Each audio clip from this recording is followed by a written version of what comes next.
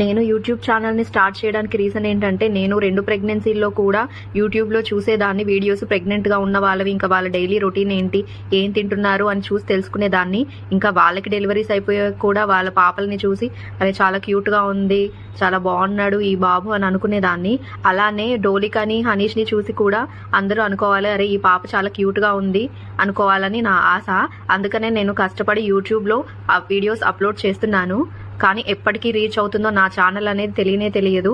1 month పట్టొచ్చు, 3 months పట్టొచ్చు, కొంతమందికి 2 years కూడా పడుతుందంట.